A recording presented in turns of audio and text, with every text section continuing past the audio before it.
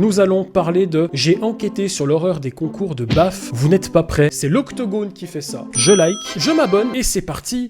Salut à tous et bienvenue dans l'Octogone pour cette nouvelle vidéo. Si vous avez un smartphone et que comme moi vous passez beaucoup trop de temps à scroller sur des conneries, vous avez certainement dû voir passer des vidéos de concours de BAF. Ces clips dans lesquels deux marmules... Ma daronne, elle me mettait les mêmes baffes quand je faisais des conneries quand j'étais jeune. C'est pour ça qu'aujourd'hui je suis un peu... et cette s'envoyer le crâne dans les gradins ont accumulé des centaines de millions de vues, ce qui n'est... Attends, mais il a perdu une dent là? Ces clips dans lesquels deux marmules et cette s'envoyer le crâne... Oh la dent! C'est une dent qui vient de perdre. Mec, tu te prends une claque, tu manges de la soupe toute ta vie. Tu peux plus mâcher, tu peux plus manger de la viande. C'est une baffe d'assassin ça, il faut porter plainte. Ou une main courante. Jeu de mots, baffe, moi. Allez, c'est pas grave. Cumulé des centaines de millions de vues, ce qui n'est pas étonnant parce qu'ils sont conçus pour capter l'attention de cette nouvelle génération qui a la capacité de concentration d'un Golden Retriever.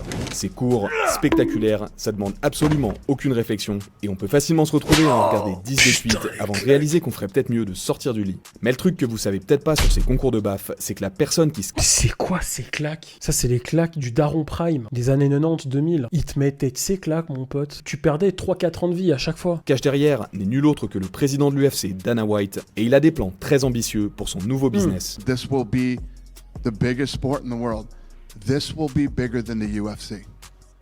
Malheureusement pour lui, l'écrasante majorité des gens préféreraient se laver les yeux avec du tabasco plutôt que de regarder cette daube, mais ça n'empêche pas de sortir des mensonges ahurissants pour tenter de le vendre. We're number one in all of sports. And when I say all of sports, if you take the NFL, the NBA, the NHL, F1, WWE, and who am I forgetting, and added them all together, their numbers don't compare to slaps. Alors à la base, je voulais juste vous faire Power Slap. Juste le nom, ça fait peur. une vidéo marrante dans laquelle je critique ce sport de débile mental et je vous explique pourquoi. MDR, hier soir, au lieu de dormir, j'ai regardé ça. Au lieu d'essayer de dormir, demande à ton daron de t'en mettre une. Comme dans la vidéo, là, tu verras, tu vas t'endormir tout de suite. Après, tu risques de dormir pendant 3-4 jours. Oncle Dana ment comme un arracheur de dents, mais je vous avoue que plus j'ai creusé et plus j'ai découvert des trucs qui m'ont fait froid dans le dos. Slap League, if you were to CT scan these people, some people would have hemorrhages. Bleeding in the brain always causes neurological damage. Tu That's m'étonnes. permanent. Dans cette vidéo, je vous propose donc de plonger dans l'univers obscur des concours de T'es mal à la joue. Elle est ensanglantée. Non mais faut arrêter. Ah, là, il faut arrêter en fait. baf, et je vais vous expliquer pourquoi ce sport est une bombe à Non mais on dirait qu'il a mis un filtre Snapchat. C'est quoi ce visage? retardement qui pourrait ruiner des centaines de vies dans les années à venir et qui en a malheureusement déjà pris. La meuf, elle lui tend un micro, mais comment il peut s'exprimer avec un visage pareil? Et du coup, qu'avez-vous pensé de ce match? Cognac, je vois pas que j'arrive pas à parler, sale puce, gars. C'est quoi ce sport de fou? Qui pourrait ruiner des centaines de vies dans les années à venir et qui en a malheureusement déjà pris une en 2021. Tu es dans l'Octogone et aujourd'hui, on va parler des secrets que Dana White ne veut surtout pas que tu découvres sur le Power Slap. C'est parti. Ok. Les premières traces que j'ai pu trouver de ces concours de baf remontent aux années 1800 en Russie où des soldats en organisaient Salut, j'aime trop Simba. Je vais pas dire la suite de ta phrase. T'aimes trop Simba? C'est bon, je veux même pas qu'on discute. Toi et moi, ne parle plus. Ne me parle plus. pour passer le temps quand ils étaient en cantonnement. On fait avance rapide à 2017 Salut Flocon.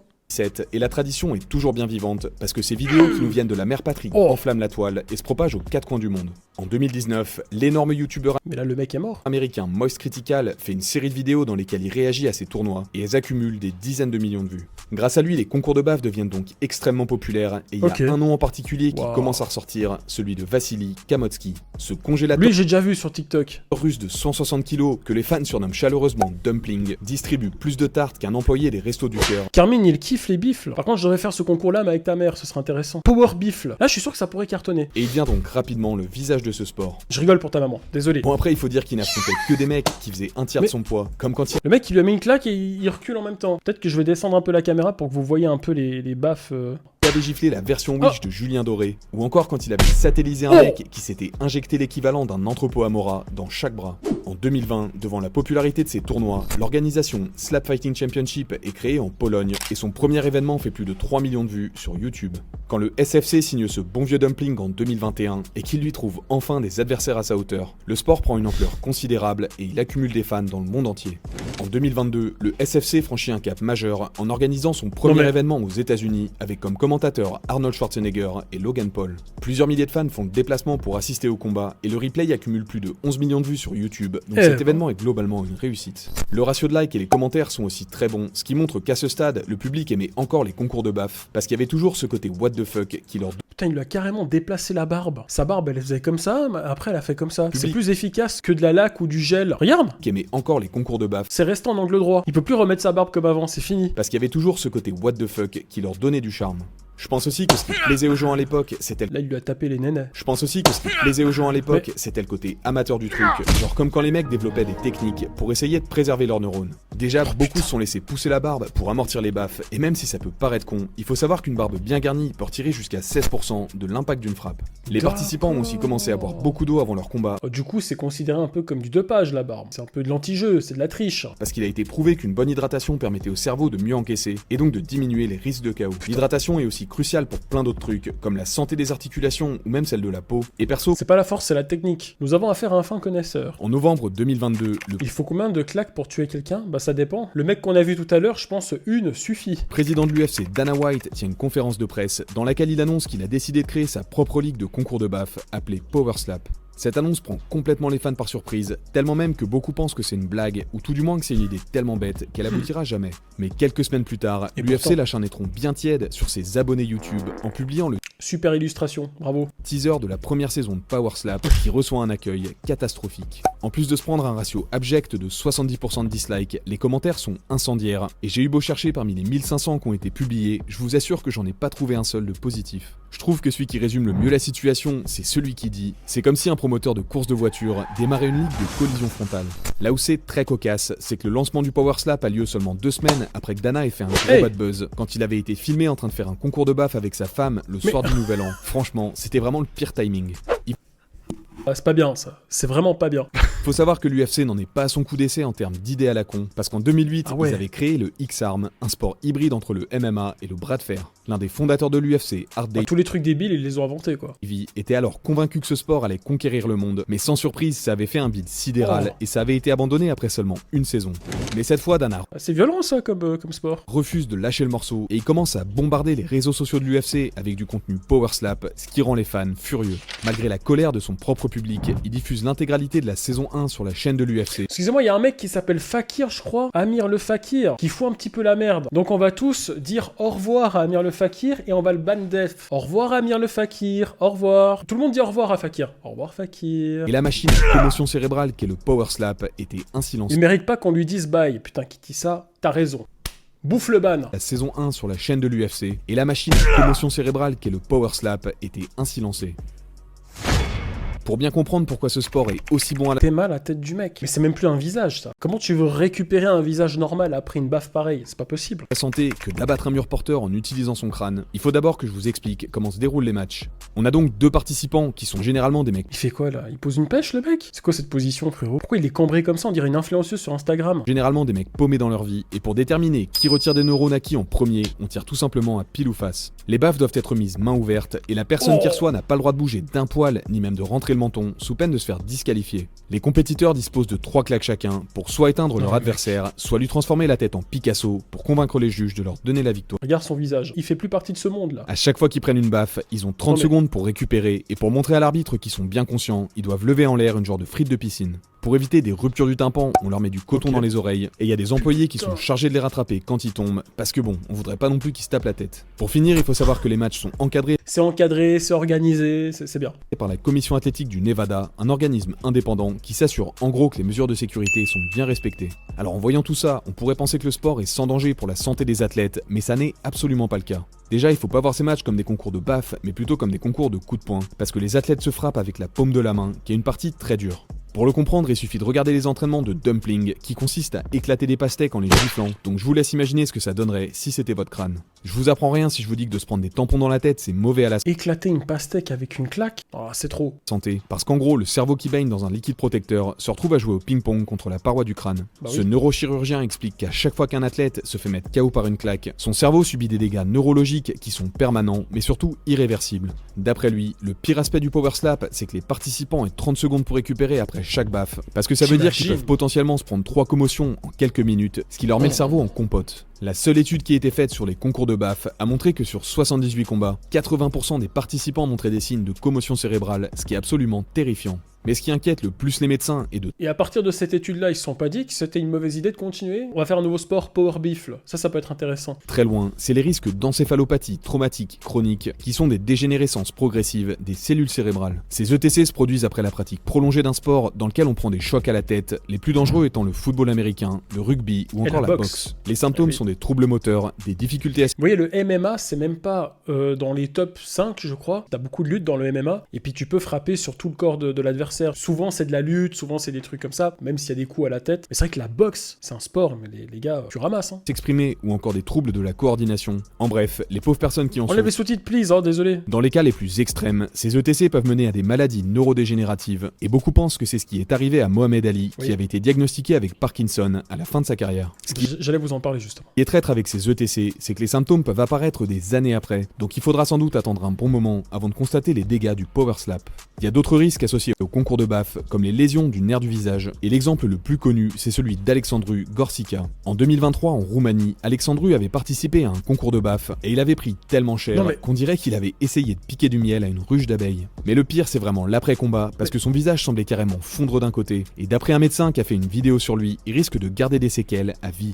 Vous comprenez sans doute mieux pourquoi je vous ai dit en début de vidéo que ce sport me faisait froid dans le dos, mais je vous ai même pas raconté le pire. En 2021, ça c'était pas le pire. Hâte de voir la suite. Dans le concours de BAF Punchdown qui avait lieu en Pologne, le strongman Artur Walczak s'était pris un énorme KO, et comme il ne se réveillait pas, il avait été transporté à l'hôpital. Comme son état ne faisait qu'empirer, il avait été placé dans un coma artificiel, mais un mois plus tard, il est malheureusement décédé des suites de ses blessures.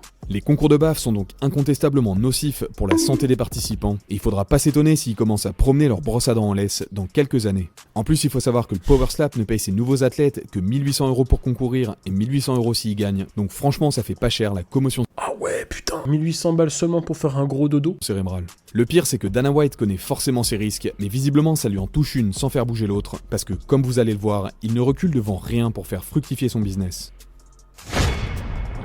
Est-ce que vous serez capable, mais vous êtes capable de rien, je vous pose la question quand même, pour 1800 balles, est-ce que vous serez capable de vous affronter en vous mettant des claques avec un adversaire? Est-ce que vous êtes capable pour 1800 balles? Franchement, moi, pour un sub, je me mets une claque. Profitez, un sub, une claque. Pour parler des mensonges d'Oncle Dana, il faut d'abord admettre un truc, c'est qu'en termes de présence sur les réseaux sociaux, Power Slap cartonne. Leurs pages Instagram et TikTok ont chacune près de 6 millions de followers, celle de YouTube en a 3, et leur contenu a généré plus d'1,5 milliard de vues si on accumule toutes les plateformes. En plus, 6 des 10 shorts les plus regardés de YouTube appartiennent à Power Slap, et le plus vu d'entre eux a 477 millions de vues, donc il faut reconnaître qu'ils s'en sortent très bien. Alors il faut quand même préciser que le sport est très populaire en Inde, donc ça explique en partie J'ai déjà vu ce sport, ça veut rien dire. ce nombre de vues, étant donné qu'ils ont une population Non mais, c'est n'importe quoi. d'1,5 milliard d'habitants. Il y a aussi pas mal de monde qui accuse le Power Slap d'acheter des vues, mais comme j'ai pas trop envie que ma chaîne saute, je vous laisserai creuser le sujet si ça vous intéresse. Quoi qu'il en soit, avec des chiffres aussi élevés, Dana ne devrait même pas avoir besoin de mentir, mais il faut croire que c'est plus fort Tu ressembles à un Indien? Et si je fais ça? que lui. This thing absolutely dominates. We have more followers than every single professional sport. Wow. More than like Real Madrid or No. like these soccer teams? I don't know about the soccer teams, but I would say yes. C'est de la mauvaise foi, ça, par contre. Ça, c'est des conneries. Alors non Dana, Power Slap n'a pas plus de fans que le Real Madrid, et c'est même très loin d'être le cas, parce que vous en avez littéralement 40 fois moins si on prend tous les réseaux. Et je pourrais vous montrer des dizaines d'autres clips dans lesquels White sort des mensonges qui feraient rougir un politicien, mais je vais plutôt vous montrer celui-là que je trouve très intéressant. We're number one Surtout que les politiciens, ils ont l'habitude de mentir. in all of sports. And when I say all of sports, if you take the NFL, the NBA, the NHL, F1, WWE, and who am I forgetting, and added them all together, their numbers don't compare to Slap's. En bon businessman, Dana nous sort donc des trucs comme sport numéro 1 et chiffres énormes, sans préciser s'il parle de chiffre d'affaires, de vues ou même de croissance. Je suis prêt à parier que c'est faux pour n'importe laquelle de ces mesures, mais j'ai remarqué que c'est une technique qu'il utilisait souvent quand il parle du Power Slap. En gros, il répète qu'ils écrasent tout le monde, mais sans jamais préciser sur quel aspect, et je pense qu'il fait exprès de rester flou pour faire croire aux médias et aux investisseurs que Power Slap est un succès total. Mais même si c'est un succès incontestable en termes d'audience, ça veut pas pour autant dire que c'est un succès financier, et ce pour plusieurs raisons. Déjà en tant que créateur de contenu, je peux vous assurer que les shorts ça rapporte pot de couilles, et c'est pas parce qu'ils font des millions de vues qu'on va devenir riche. En général, Ça, c'est vrai, les gars. Les shorts, ça rapporte que dalle. ces shorts sont utilisés pour donner envie aux gens de regarder les Par contre, ça peut t'apporter de la visibilité. Ça, c'est bien. Mais en termes d'argent, Faut pas compter sur les shorts. long format d'une chaîne. Pourtant, je suis prêt à parier qu'aucun d'entre vous n'a jamais maté un seul événement Power Slap en entier, alors que vous avez déjà vu des shorts. Je mettrai aussi ma main à couper que 99% des gens qui sont abonnés à leur réseau ne le sont que pour regarder des KO de 10 secondes et qu'ils ne connaissent même pas le nom d'un seul athlète. Ça se voit d'ailleurs très bien quand on regarde les pages Instagram de leurs deux plus grosses stars, Dumpling et le Crazy Hawaiian, parce qu'ils n'ont même pas 300 000 abonnés à eux deux. Ah ouais. Un autre truc qui confirme Je pensais qu'ils avaient beaucoup plus que ça par contre. que les gens ne s'impliquent pas du tout dans le Power Slap, c'est que leurs vidéos ont un taux d'engagement extrêmement bas.